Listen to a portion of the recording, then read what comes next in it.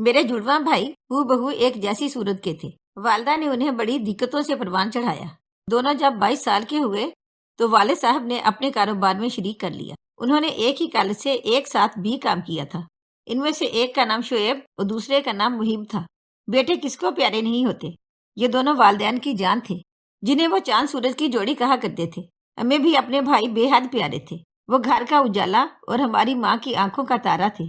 कोई सोच भी नहीं सकता था कि इनमें से एक किसी दिन हमसे जुदा हो जाएगा। और अपने प्यारों की जुदाई एक ऐसा कर्ब है जो दिन रात किसी पल किसी करवट चैन नहीं लेने देता। किसे खबर थी कि जब एक दिन मेरे दोनों भाई सैर को दरिया पर जाएंगे तो इनमें से एक वापस नहीं आ पाएगा। हालांकि दोनों ही अच्छे तैराक थे, मगर जब अजल दर पे हो जाती है तो पानी की साकत लहरों में भी भंवर उबरने लगते हैं, जो बेआवाज होते हैं मगर गलती से अपनी तरफ आने वालों को खींच कर तह में उतार देते हैं। शोएब और मुहिब अक्सर अपने दोस्तों के हमरा कभी नहर पर और कभी दरिया में नहाने जाया करते थे। यह कुछ ऐसी नई बात नहीं थी। उस रोज भी वो चंद दोस्तों के हमरा पिकनिक मनाने चले गए। वहाँ खाना पकाने का इंतजाम किया गया था। वो एक माहिर बावर्ची हमरा ले गए थे। किनारे पर एक तरफ खाना तैयार हो रहा था और दूसरी जानिब दोस्त गपशप में मसरूफ थे। चंद के जी में आई कि जरा दरिया के पानी में डुबकी लगाई जाए। पाट इस तरफ ज्यादा चौड़ा ना था, तभी तीनों दोस्तों ने एक साथ छलांग लगा दी। उन्होंने आपस में शर्त बांधी थी कि कौन पहले दूसरे किनारे की तरफ जा निकलता है। मुहिब तीनों में से सबसे अच्छा तैरा था। उम्मीद थी वही ये शर्त जीत जाएगा, लेकिन ऐसा नहीं हुआ। शो में किस्मत पांसा उस रोज पलट गया। दोनों दोस्त दूसरे किनारे पर जा निकले, मगर मुहिब ने पानी से सर नहीं निकाला। खुदा जाने अंदर पानी में क्या हुआ कि वो बजाय ऊपर आने के पाताल में चला गया। जब वो कुछ देर तक बाहर नहीं निकला तो शोर मच गया। दोस्तों ने उसे तलाश करने की सही की, मगर वो नहीं मिला। ये नाचार मुहिब की तलाश तर्क करके किनारे पर आ गए, जहाँ बाकी साथी मौजूद थे। खाना तैयार हो चुका था। खाने को भूलकर उन्होंने महकमा इनहार फोन किया।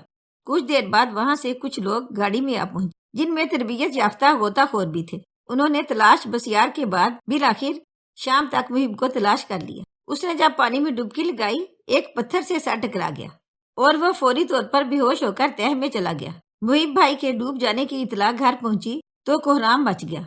बता नहीं सकती कि इस वक्त घर कैसा मातम कदे में तब्दील हो गया था। मुहिब का दुख ऐसा था कि अब्बू को एक पल करार न था। अगर थोड़ा सा चैन मिलता तो कब्रिस्तान में वो वहाँ चले जाते और देर तक बेटे की कब्र पर बैठकर तिलावत करते। आंखों से आंसू रुकने का नाम न लेते। शोएब भाई, मेरे चचा, उनके बेटे गर्ज सब वहाँ जाकर उन्हें समझाते और बड़ी मुश्किलों से घर वापस लाने पर आमादा करते। वो रात बड़ी मुश्किल से काटते, सुबह फिर मुहिब की कब्र पर जाकर बैठ जाते। हस्बे मामूल एक रोज वो वहाँ तिलावत कर रहे थे कि उनकी नजर एक नौजवान पर पड़ी, जिसकी उम्र मुहिब भाई के बराबर होगी। वो 22 बरस का एक खुश शक्ल नौजवान था, जो एक ताजा कब्र के पास बैठा रो रहा था। वालिद ने उसे ज़ारो कतार रोते देखा तो अपना दुख भुलाकर उसके पास चले गए और पूछा, बेटे क्यों इस कदर निढाल हो रहे हो? आखिर ये किसकी लहद है जिस पर तुम काफी देर से सर रखे गिरिया कुना हो? ये मेरे वालिद की कब्र है। गुज़श्ता जुमेरात डोंगा लेकर मछलियां पकड़ने गए थे। न जाने कैसे दरिया में गिर गए और फिर पानी के अंदर गायब हो गए। 2 दिन की तलाश के बाद बिल आखिर उनकी लाश मिल गई। वो मुझसे बहुत प्यार करते थे, क्योंकि मैं उनकी इकलौती औलाद हूँ। वालिदा उस वक्त वफात पा गई थी जब मेरी उम्र अभी 5 बरस थी। उन्होंने मुझे माँ और बाप का प्यार दिया और इस डर से दूसरी शादी नहीं की कि कहीं सुतेली माँ के हाथों दुख ना उठाऊं। अब मैं वालिद के बगैर जीने का तसव्वुर नहीं कर सकती। जिंदगी से जी उकता गया है। दिल चाहता है उम्र भर इसी तरह वालिद साहब की कब्र पर बैठा रहूं और यहीं बैठे बैठे मेरी जान निकल जाए। नौजवान की आंखों से आंसुओं की आबशार गिरते देखकर वालिद मुहिब का दुख भूल गए। उन्होंने इस बिलखते हुए लड़के को अपने सीने से लगा लिया, जो बाप के गमे जुदाई से निढाल हो रहा था। वो उसे अपने साथ घर ले आए। कहते हैं कि जब दर्द मुश्तरक हो तो 2 दुखी दिलों में अनदेखा रिश्ता मजबूत हो जाता है। वालिद ने इस नौजवान आजिर से दिल लगा लिया और उसे अपना बेटा बना लिया। उन्हें लगा जैसे इसमें मुहिब की रूह हलोल कर गई है। आजिर ने भी मेरे अब्बू के प्यार में बाप की शफकत महसूस करके उनके पास रहना मंजूर कर लिया। उसने बताया कि दरिया से करीबी बस्ती में उनका घर है, जिसमें बाप बेटा दोनों रहा करते थे। अब वालिद के बगैर उसके लिए वहाँ रहना मुहाल था। इसलिए जब से बाप की तदफीन हुई वो रात दिन उनकी कब्र पर बसेरा किए रहता था। तुम्हें अब कहीं जाने की जरूरत नहीं है। मैंने तुम्हें मुहिब की जगह समझ लिया है और तुम मेरे बेटे बन गए हो, तो मेरे पास ही रहोगे। میری ایک بہن ہے جو شادی شدہ ہے، وہ بھی والد کی وفات سے بہت دل گرفتہ ہے۔ اگر میں اس کی طرف چکر نہیں لگاؤں گا تو پریشان رہے گی، لہٰذا روز تھوڑی دیر کے لیے اپنی بہن سے ملنے جایا کروں گا۔ ضرور، بہن سے ملنا اشد ضروری ہے، ورنہ وہ دل گرفتہ رہے گی۔ آذر کا زیادہ وقت ابو کے ساتھ ہمارے گھر گزرتا تھا، تاہم وہ ہفتے میں 3 بار ضرور اپنی بہن کے گھر جاتا۔ اس نے اپنا ضروری سامان، کپڑے وغیرہ بھی وہاں رکھوائے ہوئے تھے۔ رفتہ رفتہ کام مندمل ہونے لگا، مگر جب ٹیس اٹھتی تو قرار چلا جاتا تھا۔ وہ ایسے میں ابو کو تسلیاں دیتا اور کہتا کہ میں آپ کا بیٹا محب ہوں۔ ظالم دریا نے میرے والد اور آپ کے لختے جگر کو ایک ساتھ برد کر دیا اور ہمیں اس المیہ کے تناظر میں ملا دیا۔ اس کی مصلحت وہی جانے، مگر خدا کا شکر ہے کہ مجھے آپ مل گئے، ورنہ شاید اپنے ابا کی قبر پر روز اسی طرح گریہ زاری کرتے کرتے میری جان چلی جاتی۔ ہاں بیٹا، تم نے مجھے اور میں نے تمہیں سہارا دیا۔ تمہارا دل ٹوٹا ہے اور میری کمر محب کی جدائی نے توڑ کر رکھ دی ہے۔ امی کہتی، بیٹا تیرا احسان ہم عمر بھر نہیں بھول سکتے۔ تمہیں تو اللہ تعالیٰ نے ہمارے پاس فرشتہ بنا کر بھیجا ہے۔ تمہارے آنے سے ہمارا جی بہل گیا ہے۔ اب آذر کا یہ معمول ہو گیا کہ وہ دوسرے تیسرے روز آ جاتا اور پھر 1-2 دن کے لیے چلا جاتا۔ شعیب بھائی کو محب کا صدمہ لے بیٹھا تھا، کہیں آتے جاتے تھے اور نہ دوستوں سے ملتے تھے۔ ان کی حالت دیکھ کر آذر نے ان کا اس قدر خیال رکھا کہ محب کی کمی پوری کر دی۔ جب آتا شعیب بھائی کے پاس وقت گزارتا۔ سچ بات تو یہ ہے کہ اسی کی وجہ سے میرا افسردہ بھائی پھر سے زندگی کی طرف لوٹ آیا۔ یوں آذر اور شعیب بھائی کی دوستی گہری ہوتی گئی۔ ابو نے محسوس کیا کہ آذر کو پیسوں کی ضرورت۔ ایک روز انہوں نے اسے کچھ رقم دینا چاہی تو اس نے یہ کہہ کر لوٹا دی کہ ابو، ابھی مجھے رقم کی ضرورت نہیں ہے، جب ہوگی مانگ لوں گا۔ میں آپ سے ایک بیٹے کی طرح پیار کرتا ہوں اور اپنے پیار کو فروخت نہیں کرتا۔ مجھے اس کی بات عجیب لگی کہ جب صدق دل سے ابو نے اسے بیٹا بنا دیا ہے تو پھر رقم لینے میں کیا حرج ہے۔ والدہ بولی، ہو سکتا ہے کہ اس کا باپ کافی رقم چھوڑ گیا ہو اور اسے واقعی روپوں کی حاجت نہیں ہو۔ شریف خاندان کا لگتا ہے، لالچی ہوتا تو ضرور بہانے سے کچھ نہ کچھ لیتا رہتا۔ اس کا دل دکھا ہوا ہے، اسی وجہ سے ہم لوگوں کا پیار مل جانے سے گھل مل گیا ہے۔ ابو کو اب اپنے کاروبار کی فکر تھی، کافی دنوں سے ادھر توجہ نہ دے سکے تھے۔ وہ کام پر جانے لگے، مگر شعیب ابھی ذہنی طور پر ان کے ہمراہ جانے پر تیار نہیں تھا، ہمیشہ محب کے ہمراہ جاتا تھا۔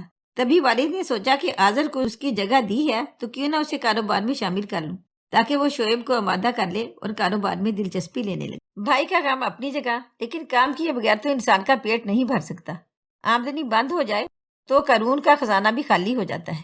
آذر کو ابو نے اپنے ساتھ کاروبار میں شریک ہونے کی پیشکش کر دی۔ یہ بھی بتا دیا کہ اگر وہ شامل نہ ہوا تو شعیب بھی کاروبار میں دلچسپی نہیں لے گا، پھر وہ بوڑھے آدمی اکیلے کس طرح بزنس سنبھال پائیں گے۔ پہلے زیادہ تر امور محب بھی سنبھالتا تھا۔ آذر نے ابو کی مجبوری سمجھ کر حامی بھر لی۔ اب وہ روز والد کے ہمراہ کام پر جانے لگے۔ شعیب کو بھی راضی کیا کہ وہ اپنے گودام کے مال کو سنبھالے جو لاکھوں کی مالیت تھا اور نوکروں کے رحم و کرم پر پڑا ہوا تھا۔ آذر کے ذمے جو کام ابو نے لگائے تھے وہ اسے پوری ذمہ داری سے سر انجام دیتا تھا، محنت اور دیانتداری سے کام کرتا، جس کی وجہ سے کاروبار سنبھل گیا اور دن دگنی اور رات چگنی ترقی کرنے لگا۔ ابو بزنس کے سلسلے میں بیرون ملک بھی جانے لگے۔ شو روم کے سبھی معاملات اب آذر کے ذمے تھے، زیادہ تر بزنس وہی سنبھال رہا تھا۔ ایک روز وہ کھانا کھانے آفس سے گھر آیا۔ اس وقت مجھے اپنی سہیلی عابدہ کے ہاں جانا تھا۔ امی نے کہا، بیٹا گاڑی شعیب لے گیا ہے، تمہارے پاس گاڑی ہے تو نشاط کو اس کی سہیلی کے گھر چھوڑ جانا۔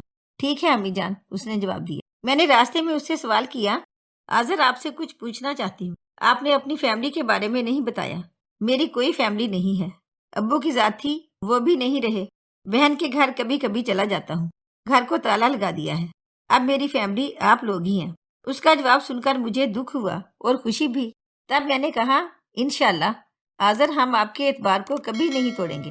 آپ خود کو ہماری فیملی کا ممبر سمجھتے ہیں تو عمر بھر ہم بھی آپ کو اپنے خاندان کا فرد ہی سمجھیں گے۔ عابدہ کا گھر آ گیا، گیٹ کھولنے وہ خود آئی۔ ایک نوجوان کی گاڑی سے مجھے اترتے دیکھ کر زیر لب مسکرائی۔ گھر میں داخل ہو کر پہلی بات اس کے لبوں سے نکلی، آخر مل گیا نا تجھے بھی تیرے خوابوں کا شہزادہ۔ کیا بکواس کر رہی ہو؟ جانتی ہو محب بھائی کی وفات سے ابو کس قدر رنجیدہ رہتے تھے۔ انہوں نے آذر کو بیٹا بنا لیا ہے۔ کیا یہ تمہارا رشتہ دار ہے؟ پہلے تو کبھی میں نے اسے نہیں دیکھا بھائی، کوئی رشتہ دار نہیں، مگر اب یہ ابو کا بیٹا ہے اور شعیب کا بھائی، تو پھر تمہارا بھی بھائی ہی ہوا۔ ایسا ہی ہے، میں نے جواب دیا۔ اب ٹاپک بند کرو اور مجھے کچھ کھلاؤ پلاؤ، آج بھوک سے برا حال ہے۔ جلدی میں آ گئی ہوں اس لیے کھانا نہیں کھا سکی۔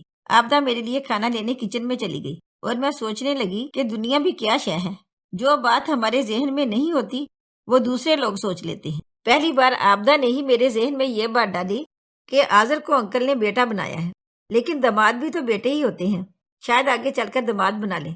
میں نے کہا تھا آبدہ منہ بند رکھو، اتنی دور کی کوڑی لانے کی ضرورت نہیں۔ اس دن کے بعد سے میں آذر کے بارے میں کچھ اور انداز سے سوچنے لگی، مگر منہ سے کسی سے کچھ نہ کہا۔ ایک روز امی نے والد صاحب سے کہا آذر اچھا لڑکا ہے، اس کا کوئی نہیں ہے، ہمیں ہی اپنا سمجھتا ہے، محنتی ہے اور دیانتدار بھی، اسے کوئی لالچ بھی نہیں ہے۔ ہمارے گھر بن بیاہی لڑکی موجود ہے جس کی شادی کرنا ہے، کیا آپ نے اس بارے میں کچھ سوچا ہے؟ والد صاحب مدعا سمجھ کر بولے میں نے اس نظریے سے اسے گلے نہیں لگایا تھا، کیا خبر اس کا اپنی شادی کے بارے میں کیا خیال ہے۔ مجھے تو یہ بات مناسب نہیں لگتی کہ میں خود سے بیٹی کا باپ ہو کر اسے ایسی بات کروں۔ کبھی مناسب موقع ملے تو تم ذکر کر دینا، دیکھیں کیا جواب دیتا ہے۔ اچھا لڑکا ہے، میں خود اسے گنوانا نہیں چاہتا، وہ اپنی بہن سے نہیں ملواتا۔ کئی بار میں نے کہا مگر وہ ٹال گیا۔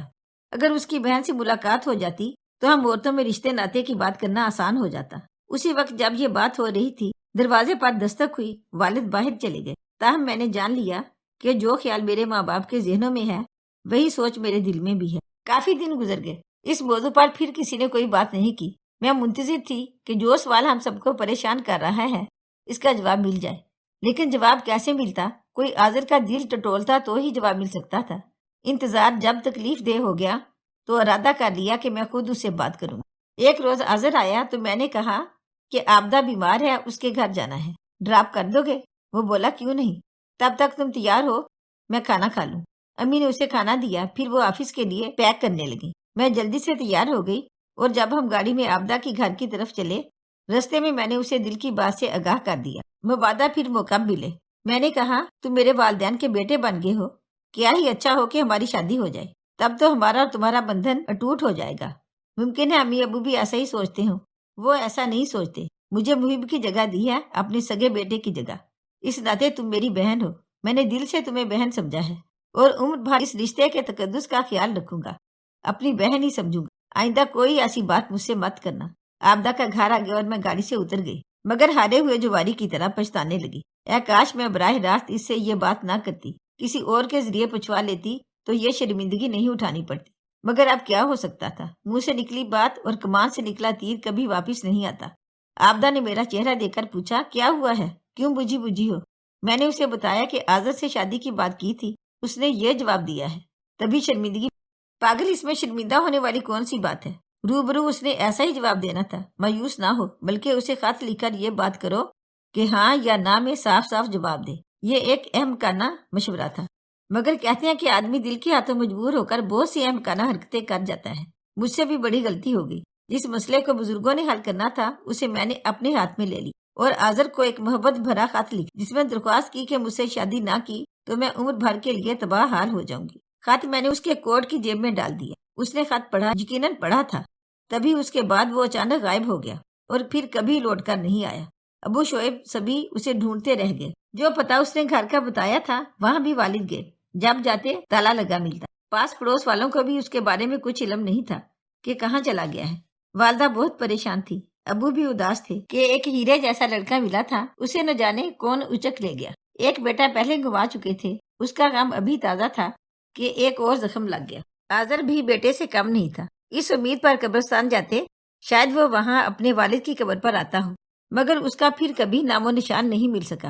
جیسے اچانک ملا تھا ویسے ہی اچانک غائب ہو گیا۔ مجھے اپنی حماقت کا احساس تھا اور اس بات کا دکھ ابھی تک ہے کہ میرے والدین کو اس کی جدائی کا صدمہ سہنا پڑا اور شعیب بھی اکیلا ہو گیا، صرف میری وجہ سے۔ اے کاش میں آبدہ کا مشورہ نہ مانتی تو آج آذر ہمارے درمیان ہوتا۔ اگر آپ کو ہماری آج کی کہانی اچھی لگی ہو تو پلیز اسے لائک کریں، شیئر کریں اور مزید اچھی ویڈیو کے لیے ہمارے چینل کو سبسکرائب کریں۔ شکریہ۔